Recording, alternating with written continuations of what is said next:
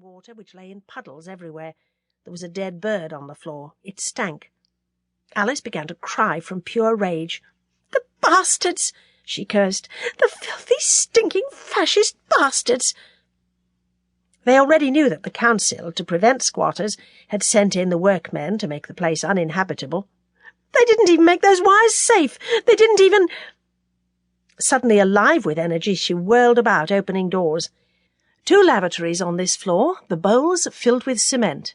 She cursed steadily, the tears streaming.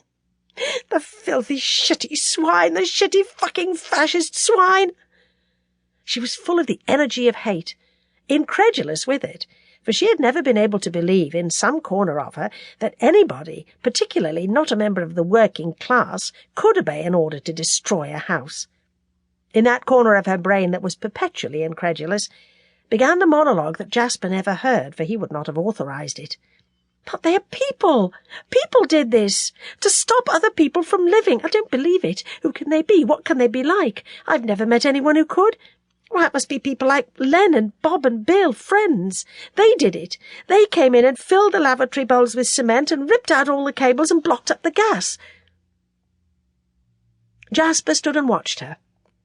He was pleased. This fury of energy had banished her look, which he hated, when she seemed all of her to be swollen and glistening, as if not merely her face but her whole body filled with tears which oozed from every pore. Without referring to him, she ran up the stairs, and he followed slowly, listening to how she banged on doors, and then, hearing nothing, flung them open. On the first-floor landing they stood looking into order, not chaos. Here every room had sleeping bags, 1 or 2 or 3, candles or hurricane lamps, even chairs with little tables beside them, books, newspapers, but no one was in.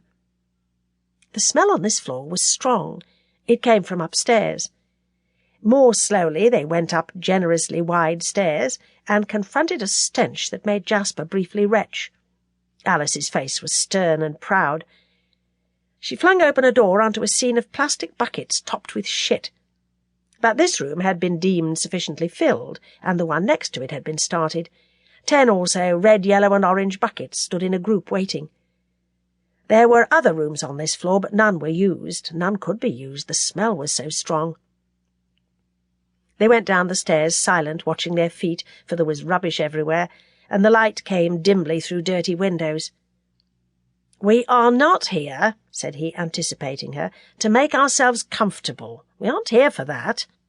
She said, "I don't understand anyone choosing to live like this, not when it's so easy." Now she sounded listless, flat, all the incandescence of fury gone. He was about to start a speech about her bourgeois inclinations, as she could see, but the front door opened, and against the sunlight was outlined a military-looking figure. "Bert!" he shouted, and jumped down the stairs 3 at a time. "Bert, it's Jasper!" Alice thought maternally, hearing that glad voice ring out, "It's because of his shitty father." But this was part of her private stream, since of course Jasper did not allow her the right to such ideas. "Jasper," acknowledged Bert, and then peered through the gloom up at herself. "Alice, I told you," said Jasper. "Comrade Alice," said Bert. His voice was curt, stern and pure, insisting on standards, and Jasper's voice fell into step. "We've just come," he said. "There was no one to report to." "We spoke to him in there," remarked Alice, arriving beside them, indicating the room from which came the soft drumming. "Oh, Jim," dismissed Bert. He strode to a door they had not opened, kicked it open, since it had lost its knob, and went in without looking to see if they followed. This room was as near to normal as they had seen. With the door shut, you could believe this was a sitting-room in an ordinary house, although everything, chairs, a sofa, the carpet, was dingy. The smell was almost shut out, but to Alice it seemed that an invisible film of stench clung to everything, and she would feel it slippery on her fingers if she touched. Bert stood upright, slightly bent forward, arms at ease, looking at her. But he did not see her, she knew that. He was a dark, thin young man, probably 28 or 30. His face was full of black, shining hairs, and his dark eyes and a red mouth and white teeth gleamed from among them.